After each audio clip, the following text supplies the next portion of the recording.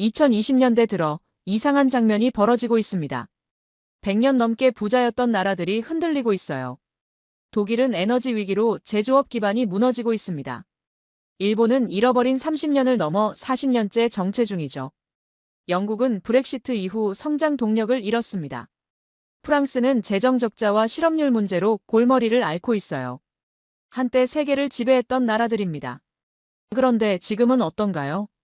성장률은 1% 아래로 떨어지고 산업 전환은 실패하고 미래 먹거리를 찾지 못하고 있습니다. 반면 70년 전 세계 최빈국이던 한 나라가 있습니다. 1953년 1인당 국민소득 67달러. 에티오피아보다 가난했던 나라죠. 그 나라가 지금 어디에 있을까요? 반도체 메모리 시장 점유율 70%. 배터리 기술로 전기차 시대를 주도하고 있습니다. AI 시대의 핵심 부품인 고대역폭 메모리, HBM 시장의 80%를 장악했어요. 그뿐인가요? 드라마 한 편이 전 세계 넷플릭스 순위 1위를 차지합니다. 노래 한 곡이 빌보드 차트를 점령하죠. 영화 한 편이 아카데미를 휩쓸었습니다. 이 나라가 바로 대한민국입니다. 어떻게 이런 일이 가능했을까요? 행운이었을까요? 아니면 누군가의 특별한 천재성 덕분이었을까요? 답은 의외로 단순합니다. 70년 동안 축적된 선택의 결과입니다. 배고플 때 무엇을 선택했는지, 위기 때 무엇을 버렸는지, 그리고 따라갈 것인가 먼저 만들 것인가의 갈림길에서 어느 쪽을 택했는지. 그 선택들이 쌓여 지금의 대한민국을 만들었습니다. 기적이 아니라 전략이었던, 운이 아니라 준비였던 70년의 기록. 지금부터 그 이야기를 시작하겠습니다. 잠깐만요. 혹시 지금 어디서 듣고 계신가요? 구독과 좋아요 미리 눌러주시면 건강하고 행복한 기운 듬뿍 받으실 거예요. 2024년 가을, 독일 뮌헨의 한 공장이 문을 닫았습니다. 130년 역사의 자동차 부품 공장이었어요. 이유는 단순했습니다. 전기차 시대로 전환하지 못했기 때문이죠. 내연기관 엔진 부품을 만들던 기술자들은 하루아침에 일자리를 잃었습니다. 독일만의 문제가 아니었어요. 같은 해 일본 도쿄에서는 주요 전자기업들이 실적 악화를 발표했습니다. 한때 세계를 지배했던 기업들이었죠. 소니, 파나소닉, 도시바. 이들은 반도체 경쟁에서 밀려났고 디스플레이 시장에서도 뒤처졌습니다. 영국은 어떨까요? 2016년 브렉시트 이후 경제 성장률은 유럽 최하위권으로 떨어졌어요. 금융 중심지였던 런던은 인재 유출로 고통받고 있습니다. 프랑스는 재정 적자가 국내 총생산의 5%를 넘어섰죠. 이탈리아는 청년 실업률이 30%에 육박합니다. 전통 강대국들이 흔들리고 있었어요. 100년 넘게 부를 누렸던 나라들이 성장 동력을 잃어가고 있었습니다. 그런데 이상한 일이 벌어졌습니다. 같은 시기, 대한민국은 다른 길을 걷고 있었어요. 삼성전자는 세계 반도체 시장 1위를 지키고 있었습니다. SK하이닉스는 HBM 기술로 엔비디아의 파트너가 됐죠. LG에너지솔루션은 전기차 배터리 시장을 주도하고 있었어요. 현대자동차는 전기차와 수소차 양쪽에서 글로벌 탑5에 들었습니다. 단순히 제조업만이 아니었어요. 방탄소년단은 빌보드 차트 1위를 여러 차례 차지했습니다. 오징어 게임은 넷플릭스 역대 최고 시청 기록을 세웠죠. 블랙핑크는 코첼라 무대에 섰습니다. 하드파워와 소프트파워, 두 가지를 동시에 가진 나라. 70년 전만 해도 세계 최빈국이었던 나라가 이제 선진국들이 흔들리는 시대에 오히려 존재감을 키우고 있었어요. 어떻게 이런 일이 가능했을까요? 우연이었을까요? 아니면 누군가 미리 설계한 결과였을까요? 답을 찾으려면 70년 전으로 돌아가야 합니다. 1950년대, 전쟁의 폐허 속에서 시작된 선택들로 말이죠. 그 선택들이 지금의 반도체를 만들었고, 지금의 드라마를 만들었고, 지금의 대한민국을 만들었습니다. 전통 강대국들은 과거의 영광에 안주했어요. 새로운 산업으로 전환하는데 실패했습니다. 반면 대한민국은 달랐습니다. 멈추지 않았어요. 위기 때마다 방향을 틀었고 새로운 길을 찾았습니다. 그 차이가 지금의 결과를 만들었죠. 독일의 공장이 문을 닫을 때 한국의 공장은 24시간 돌아가고 있었습니다. 일본의 기업이 적자를 발표할 때 한국의 기업은 사상 최대 실적을 기록했어요.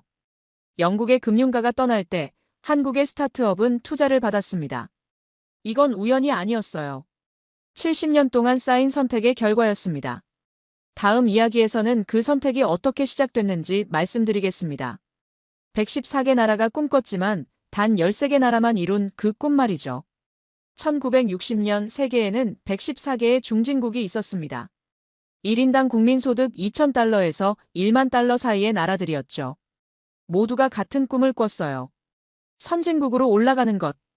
1만 달러를 넘어 2만 달러, 3만 달러로 가는 것. 하지만 현실은 달랐습니다. 2008년 세계은행이 충격적인 보고서를 발표했어요. 1960년 중진국 114개국 중에서 선진국으로 올라간 나라는 단 13개뿐이었습니다. 성공률 11%. 나머지 101개국은 어떻게 됐을까요? 중진국 함정에 빠졌습니다. 저임금 경쟁력은 잃었지만 기술 경쟁력은 확보하지 못한 상태. 위로도 못 가고 아래로도 못 가는 상황이었죠. 아르헨티나가 대표적입니다. 1900년대 초반 세계 7위 부국이었어요. 유럽 이민자들이 몰려들 정도로 잘 살았습니다. 하지만 지금은 어떤가요? 경제 위기가 반복되고 인플레이션이 폭발하고 성장은 멈췄어요. 브라질도 마찬가지였습니다. 1970년대 고도 성장을 이뤘지만 1980년대 들어 정체됐죠. 말레이시아는 어떨까요? 1990년대 아시아의 호랑이로 불렸습니다. 하지만 외환위기 이후 회복하지 못했어요. 멕시코, 터키, 남아프리카 공화국 모두 비슷했습니다. 성장 궤도에 올랐다가 어느 순간 멈춰버렸죠. 그런데 13개국은 달랐어요. 이들은 중진국 함정을 뚫고 선진국으로 올라갔습니다. 그중 대부분은 서유럽 국가들이었어요. 영국, 프랑스, 독일, 이탈리아. 이미 산업혁명을 거친 나라들이죠. 식민지 경영으로 자본을 축적한 나라들이었습니다. 일본도 있었어요. 메이지 유신 이후 100년 넘게 산업화를 진행한 나라였죠. 그리스, 스페인, 포르투갈은 유럽연합 가입으로 선진국 대열에 합류했습니다. 구조적 지원을 받은 케이스였어요. 싱가포르, 홍콩, 대만은 작은 도시국가 또는 섬이었습니다. 인구가 적고 특화 산업으로 집중할 수 있었죠. 그렇다면 대한민국은 어땠을까요? 13개국 중 가장 특이한 케이스였습니다. 첫째, 2차 세계대전 이후 독립한 신생국 중 유일했어요. 둘째, 식민지였다가 선진국이 된 나라는 대한민국뿐이었습니다. 셋째, 전쟁을 겪고도 성공한 나라였죠. 1953년 휴전 당시 1인당 국민소득 67달러. 에티오피아, 아프가니스탄보다 가난했어요. 도로도 공장도 자본도 없었습니다. 있는 건 폐허뿐이었죠. 그런 나라가 어떻게 선진국이 됐을까요? 기적이라고 말하는 사람들이 많습니다. 하지만 기적은 없었어요. 있었던 건 선택이었습니다. 배고플 때 무엇을 먼저 세웠는지 그 선택이 70년 뒤를 결정했죠. 다른 나라들은 어땠을까요? 아르헨티나는 농업과 자원에 의존했습니다. 브라질은 내수 시장에 안주했어요. 말레이시아는 외국 자본에 기댔죠. 이들은 단기 성과에 집중했습니다. 눈앞의 성장률을 올리는 데만 신경 썼어요. 하지만 장기 투자는 하지 않았습니다. 교육에 투자하지 않았고, 기술에 투자하지 않았고, 인프라에 투자하지 않았죠. 그 결과가 중진국 함정이었어요. 반면 대한민국은 달랐습니다. 당장 배가 고파도 학교부터 지었어요. 공장을 짓기 전에 교과서부터 찍었습니다. 이익이 나지 않아도 도로부터 뚫었죠. 미래에 투자했습니다. 20년 뒤, 30년 뒤를 내다보고 선택했어요. 그 선택이 지금의 반도체를 만들었고, 지금의 배터리를 만들었고, 지금의 대한민국을 만들었습니다. 114개국 중 13개국만 성공했습니다. 그 중에서도 대한민국은 가장 극적인 케이스였죠. 다음 이야기는 그 선택의 시작입니다. 1950년대, 폭격 속에서도 멈추지 않았던 교실의 이야기입니다. 1950년 9월, 인천 상륙작전이 성공한 직후였습니다. 서울이 수복됐지만 도시는 폐허였어요. 건물은 무너졌고, 다리는 끊겼고, 학교는 불탔습니다. 아이들은 어디에 있었을까요? 집으로 돌아갔을까요? 아니었어요. 천막 아래 모여 있었습니다. 선생님이 칠판 대신 나무판에 글자를 쓰고 있었죠. 아이들은 그걸 보며 따라 썼습니다. 종이도 부족했어요. 연필도 부족했습니다. 하지만 수업은 멈추지 않았어요. 전쟁 중에도 교육은 계속됐습니다. 1951년 유엔군이 서울을 재탈환했을 때였어요. 정부는 긴급회의를 열었습니다. 안건은 전후 복구 계획이었죠. 도로를 먼저 복구할 것인가, 공장을 먼저 세울 것인가, 아니면 학교를 먼저 지을 것인가. 논쟁이 있었습니다. 당장 먹고 살 길이 급했으니까요. 하지만 결론은 의외였어요. 학교였습니다. 1952년 유네스코가 지원에 나섰습니다. 전쟁 중인 나라를 돕기 위해서였죠. 무엇을 지원했을까요? 식량이나 의료품이 아니었어요. 교과서 인쇄 공장이었습니다. 종이를 들여오고 인쇄기를 설치하고 교과서를 찍기 시작했어요. 1953년 휴전 직후 정부는 놀라운 선언을 했습니다. 초등학교 의무교육. 전국 모든 아이들이 학교에 가야 한다는 거였죠. 말이 쉽지 현실은 달랐습니다. 학교 건물이 부족했어요. 교사도 부족했습니다. 예산은 더더욱 부족했죠. 그래도 밀어붙였습니다. 5년 동안 3,000개가 넘는 학교를 신설했어요. 천막교실, 판잣집 교실, 심지어 야외 교실도 만들었습니다. 비가 오면 우산을 쓰고 수업했죠. 겨울에는 손이 얼어붙었지만 글씨를 썼어요. 왜 이렇게까지 했을까요? 미래를 봤기 때문입니다. 20년 뒤, 30년 뒤를 내다봤어요. 지금 아이들에게 글을 가르치지 않으면 20년 뒤에 설계도를 읽을 사람이 없습니다. 지금 수학을 가르치지 않으면 30년 뒤에 공장을 돌릴 기술자가 없어요. 그걸 알았기 때문에 배고파도 학교부터 지었습니다. 결과는 어땠을까요? 1945년 문맹률 78%. 10명 중 8명이 글을 읽지 못했어요. 1958년 문맹률 22%. 13년 만에 56%포인트 감소했습니다. 1970년 문맹률 8%. 거의 사라졌죠. 이게 무엇을 의미할까요? 1970년대 한국 공장에 들어온 노동자들은 설계도를 읽을 수 있었습니다. 매뉴얼을 이해할 수 있었어요. 기술을 배울 수 있었죠. 다른 개발도상국과의 결정적 차이였습니다. 브라질 노동자는 설계도를 못 읽었어요. 인도 노동자는 매뉴얼을 이해하지 못했습니다. 하지만 한국 노동자는 달랐죠. 글을 읽고 계산을 하고 스스로 문제를 해결했습니다. 그게 경쟁력이었어요. 1954년 천막교실에서 공부했던 아이가 1974년 현대조선 용접공이 됐습니다. 1956년 판잣집 교실에서 수학을 배웠던 아이가 1980년 삼성전자 엔지니어가 됐어요. 1958년 야외 교실에서 과학을 배웠던 아이가 1990년 포스코 연구원이 됐죠. 20년, 30년의 시간차였습니다. 당장 눈앞의 성과는 안 보였어요. 하지만 축적됐습니다. 그리고 폭발했죠. 다른 나라들은 어땠을까요? 아르헨티나는 교육에 투자하지 않았습니다. 브라질은 엘리트 교육에만 집중했어요. 멕시코는 문맹률을 방치했죠. 그 결과 이들은 중진국 함정에 빠졌습니다. 기술을 흡수할 인력이 없었고 산업을 고도화할 인재가 없었고 혁신을 이끌 두뇌가 없었어요. 반면 대한민국은 달랐습니다. 1950년대 천막교실이 1970년대 공장을 만들었고 1980년대 연구소를 만들었고 2000년대 반도체를 만들었어요. 배고플 때 무엇을 선택했는가? 그 선택이 70년 뒤를 결정했습니다. 다음 이야기는 그 선택이 어떻게 실행됐는지에 대한 것입니다. 불가능하다던 목표를 어떻게 현실로 만들었는지 말이죠. 1961년 대한민국 연간 수출액은 2,900만 달러였습니다. 당시 필리핀 수출액의 10분의 1 수준이었어요. 태국보다 적었고 말레이시아보다 적었습니다. 그해 정부는 놀라운 목표를 발표했습니다. 1억 달러 수출. 3년 안에 달성하겠다는 거였죠.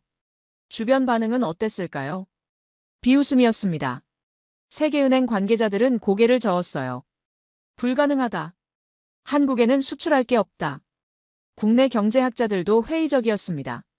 자본도 없고 기술도 없고 경험도 없는데 어떻게 하나. 하지만 밀어붙였어요. 1964년 11월 30일 기적이 일어났습니다.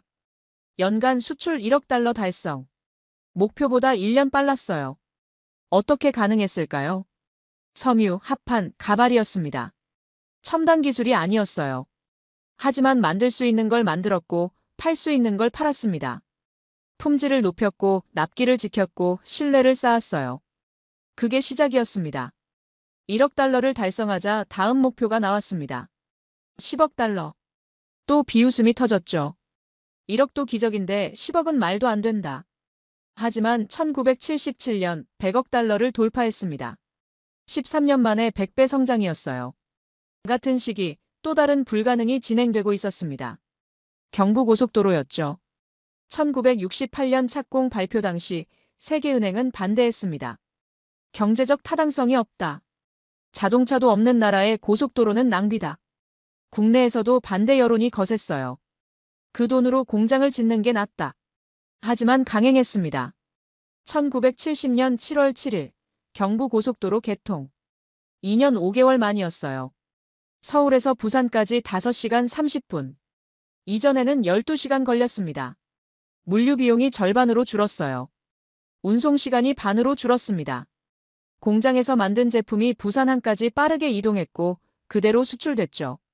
경부고속도로는 단순한 도로가 아니었습니다. 한국 경제의 혈관이었어요. 같은 해 포항제철 건설도 시작됐습니다. 이것도 불가능 판정을 받았어요. 철강은 자본 집약 산업이다. 한국 같은 나라가 할 수 있는 게 아니다. 세계은행이 대출을 거부했습니다. 일본 업체들도 회의적이었어요. 하지만 포기하지 않았습니다. 차관을 얻어내고 기술을 배우고 1973년 첫 조강에 성공했어요. 그리고 울산이 있었습니다. 1962년 인구 7만 명의 어촌 마을이었어요. 10년 뒤인 1972년 인구 30만 명의 산업도시가 됐습니다. 현대조선, 현대자동차, 석유화학단지가 들어섰죠. 한 도시에서 나오는 수출액이 필리핀 전체 수출액을 넘어섰어요. 어떻게 이런 일이 가능했을까요? 계획이 있었습니다. 5개년 계획, 10개년 계획. 목표를 세우고 기한을 정하고 실행했어요. 안 되면 방법을 바꿨습니다. 안 되면 다른 길을 찾았죠. 하지만 목표는 버리지 않았어요. 다른 나라들은 어땠을까요? 브라질은 계획만 세우고 실행하지 않았습니다. 아르헨티나는 정권이 바뀔 때마다 계획이 바뀌었어요. 멕시코는 단기 성과에만 집중했죠. 장기 투자는 하지 않았습니다. 인프라는 방치됐고 기술은 도입하지 않았고 산업은 고도화되지 않았어요. 반면 대한민국은 달랐습니다. 불가능하다는 말을 들을 때마다 더 강하게 밀어붙였어요. 1억 달러가 불가능하다면 해내고 10억 달러가 불가능하다면 해내고 경부고속도로가 불가능하다면 2년 만에 뚫었습니다. 그게 DNA가 됐어요. 1960년대 불가능을 가능으로 만든 경험이 1970년대 중화학공업을 가능하게 했고 1980년대 반도체를 가능하게 했고 2000년대 AI와 배터리를 가능하게 했습니다. 불가능 판정, 그리고 실행. 이게 대한민국의 방식이었어요. 다음 이야기는 위기의 순간들입니다. 그리고 그 위기 속에서 어떤 선택을 했는지에 대한 것이죠. 1997년 11월, 대한민국은 무너지고 있었습니다. 외환 보유고가 바닥났어요. 국가부도 위기였습니다. IMF에 구제금융을 신청했죠. 치욕이었어요. 30년 동안 쌓아올린 성과가 한순간에 무너지는 것처럼 보였습니다. 전 세계가 한국을 바라봤어요. 결국 중진국 함정에 빠졌구나. 한강의 기적은 허상이었어. 비웃음과 동정이 섞인 시선이었죠. 하지만 대한민국은 무너지지 않았습니다. 방향을 틀었어요. IMF가 요구한 구조조정을 받아들였습니다. 빅딜이 시작됐어요. 무엇이 빅딜이었을까요? 중복 투자를 정리하는 거였습니다. 삼성은 자동차를 포기했어요. 현대는 반도체를 정리했습니다. LG는 반도체 사업을 매각했죠. 고통스러운 선택이었어요. 하지만 그 선택이 훗날 경쟁력이 됐습니다. LG 반도체는 어디로 갔을까요? 현대전자와 합병해서 하이닉스가 됐습니다. 그리고 2012년 SK가 인수했어요. SK 하이닉스가 탄생했죠. 지금 이 회사는 HBM 시장의 절대 강자입니다. 엔비디아 AI 칩의 핵심 부품을 만들고 있어요. 1997년 포기가 2020년대 80% 점유율로 돌아왔습니다. 삼성은 어땠을까요? 자동차를 포기하고 반도체에 집중했어요. 메모리 반도체 투자를 늘렸습니다. 1998년 반도체 불황이 왔을 때도 투자를 멈추지 않았어요. 오히려 공장을 증설했습니다. 다른 회사들이 투자를 줄일 때 반대로 갔죠. 결과는 어땠을까요? 2000년대 들어 삼성전자는 메모리 반도체 세계 1위에 올랐습니다. 지금까지 그 자리를 지키고 있어요. 현대자동차는 어땠을까요? 기아자동차를 인수했습니다. 두 회사가 하나의 그룹이 됐어요. 시너지가 발생했습니다. 플랫폼을 공유하고 부품을 공동 개발하고 해외 시장을 함께 공략했죠. 지금 현대기아차는 세계 3위 자동차 그룹입니다. 1997년 위기가 오히려 구조를 단단하게 만들었어요. 하지만 IMF가 처음은 아니었습니다. 1980년대에도 위기가 있었어요.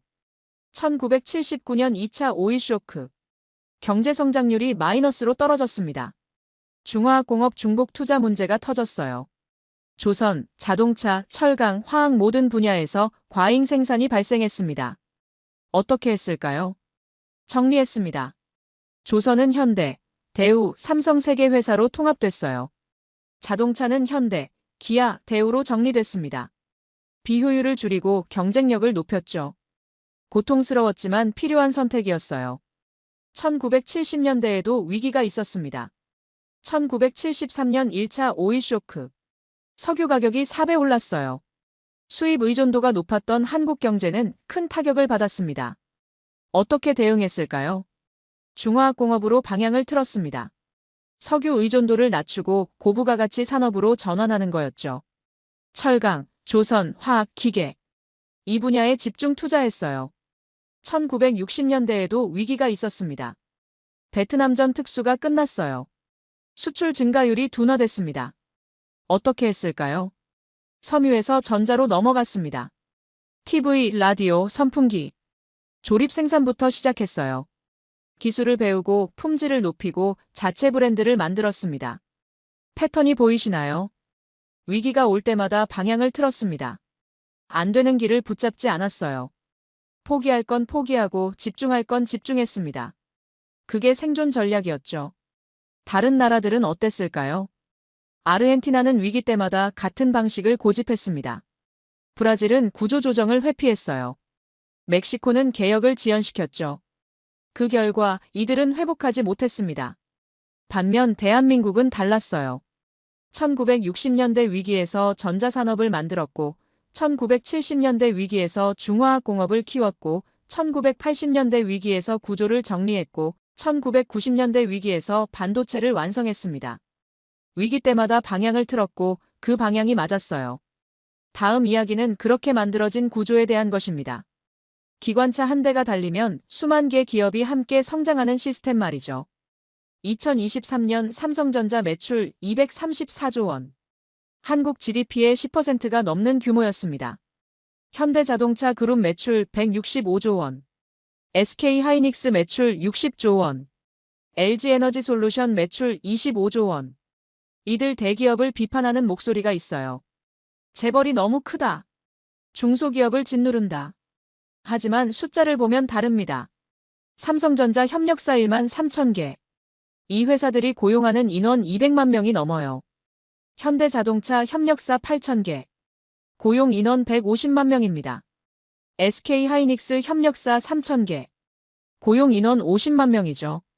기관차가 달리면 객차가 함께 움직입니다.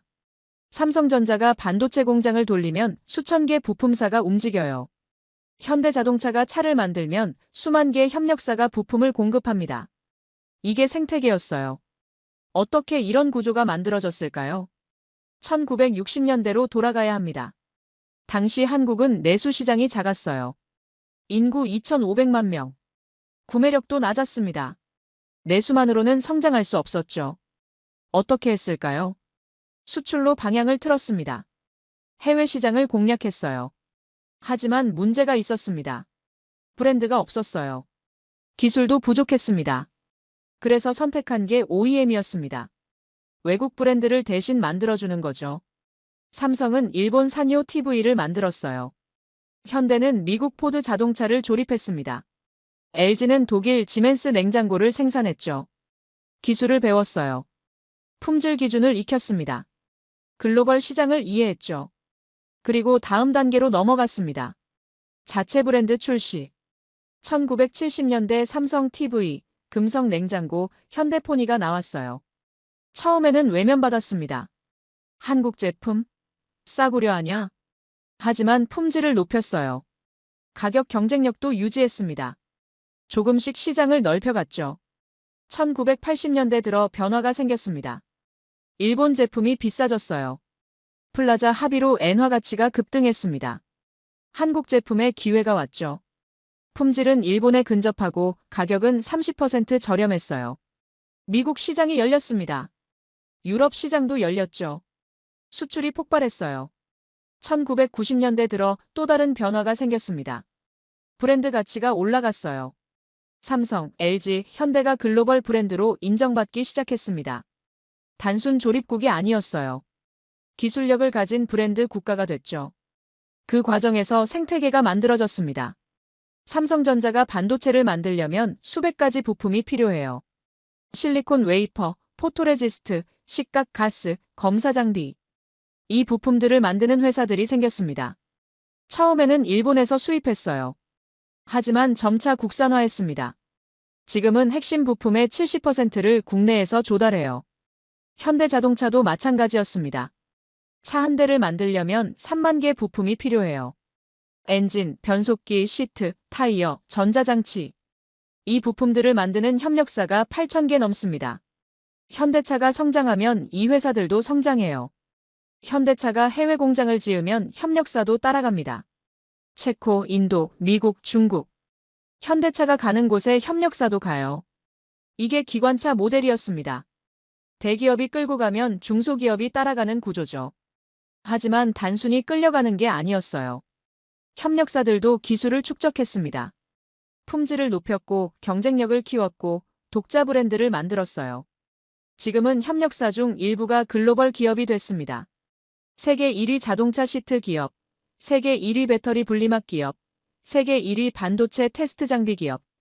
모두 한국 중소기업에서 시작했어요. 다른 나라들은 어땠을까요? 브라질은 대기업만 키웠습니다. 협력사 생태계는 만들지 않았어요. 멕시코는 외국 기업 조립 공장만 유치했습니다. 부품은 전부 수입했죠. 인도는 내수 시장에만 집중했어요. 수출 경쟁력은 키우지 않았습니다. 그 결과 이들은 중진국 함정에 빠졌습니다.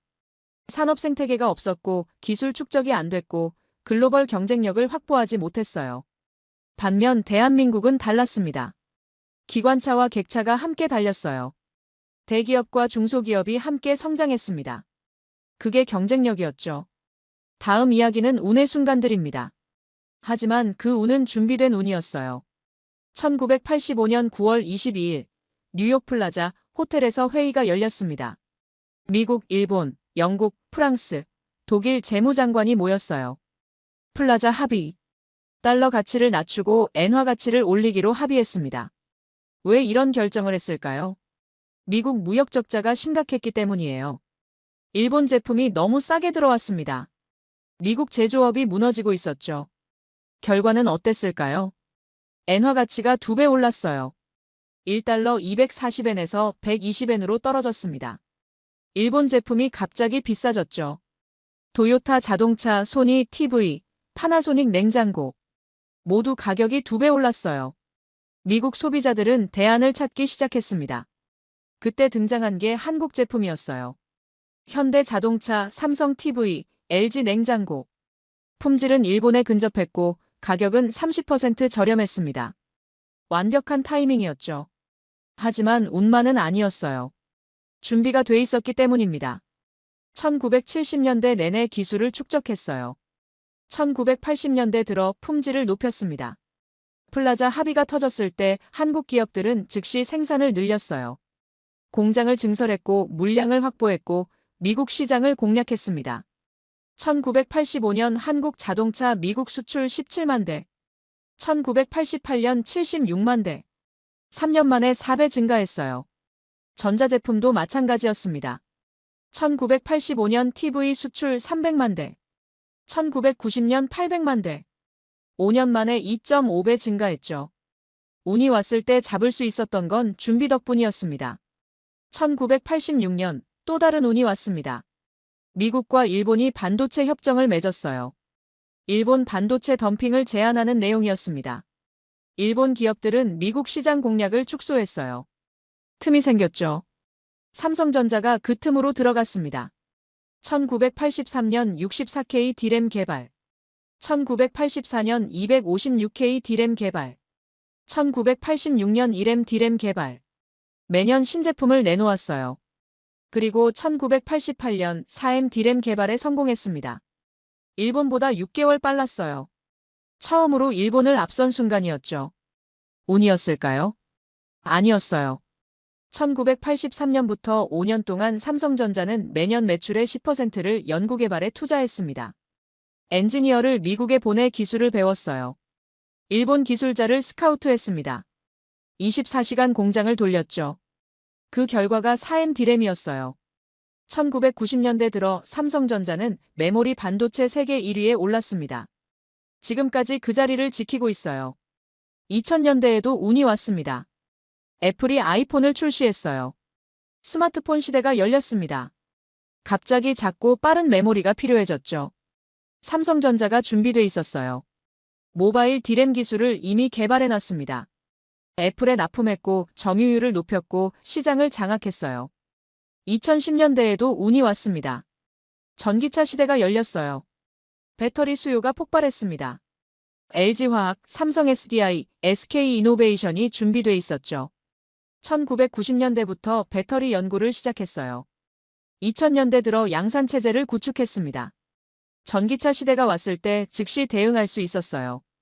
지금 한국 배터리 3사의 글로벌 점유율 30%가 넘습니다. 2020년대에도 운이 왔습니다. AI 시대가 열렸어요. HBM 수요가 폭발했습니다. SK하이닉스가 준비돼 있었죠. 2013년부터 HBM 연구를 시작했어요. 2018년 양산에 성공했습니다. 엔비디아가 AI 칩을 만들 때 SK하이닉스 HBM을 채택했어요. 지금 HBM 시장 점유율 80%. 압도적 1위입니다.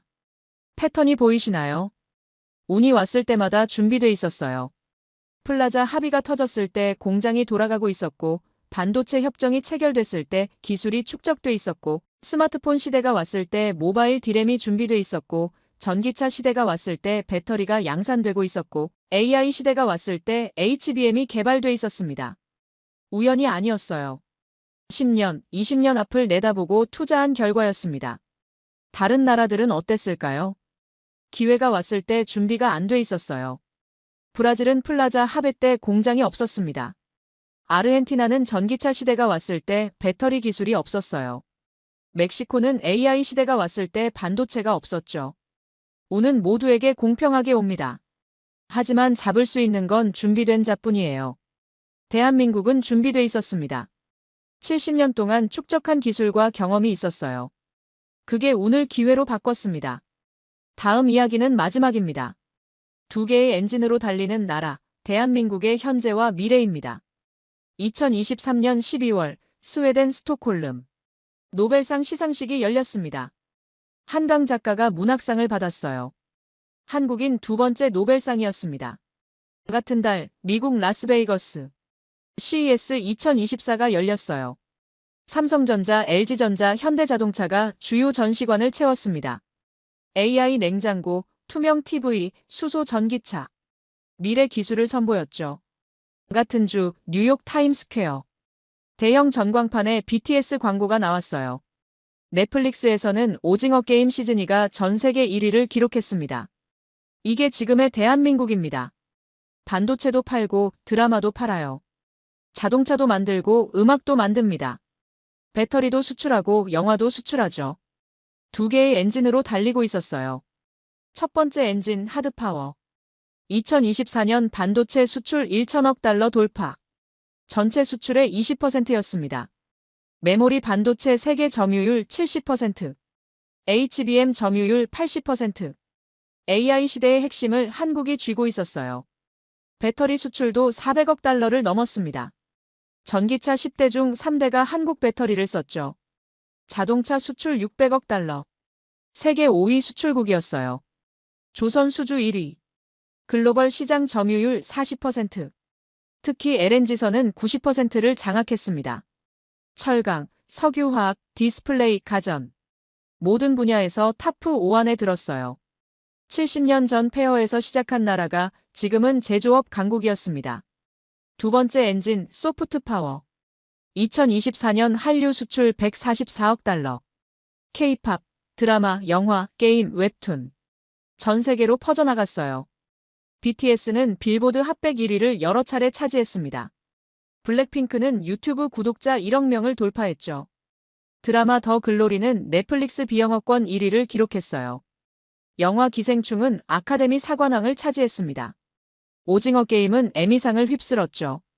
게임 회사 넥슨, 넷마블, NC소프트는 글로벌 매출 상위권이었어요. 웹툰 네이버 웹툰은 전 세계 1억 명이 보고 있었습니다. 단순한 수출이 아니었어요. 문화 영향력이었습니다. 한국어를 배우는 외국인이 급증했어요. 한국 음식이 세계 곳곳에서 팔렸습니다. 한국 화장품, 한국 패션, 한국 라이프 스타일. 모두 브랜드가 됐죠. 이 두 엔진이 어떻게 만들어졌을까요? 하드파워는 70년 축적의 결과였습니다. 1950년대 교육 투자가 1970년대 공장 노동자를 만들었고 1980년대 기술자를 만들었고 2000년대 엔지니어를 만들었어요. 그 엔지니어들이 지금 반도체를 설계하고 배터리를 개발하고 AI 칩을 만들고 있습니다. 소프트 파워는 어땠을까요? 1990년대 문화 개방이 시작점이었어요. 영화, 음악, 게임 규제가 풀렸습니다. 창작자들이 자유롭게 만들기 시작했죠. 2000년대 인터넷 인프라가 깔렸어요. 세계 최고 속도의 인터넷이 보급됐습니다. 유튜브, 넷플릭스, 스포티파이로 바로 연결됐죠. 언어 장벽도 낮아졌어요. 자막 기술이 발전했고 번역이 빨라졌습니다. 전 세계 누구나 한국 드라마를 볼 수 있게 됐죠. 그리고 품질이 올라갔어요. 제작비가 늘었고 기술이 발전했고 스토리텔링이 정교해졌습니다. 할리우드에 뒤지지 않는 퀄리티였죠. 두 엔진이 합쳐지면서 시너지가 발생했습니다. 삼성 스마트폰으로 BTS를 듣고 LG TV로 오징어 게임을 보고 현대차를 타고 한국 여행을 오는 거였어요. 하드파워가 소프트파워를 전달하는 도구가 됐습니다.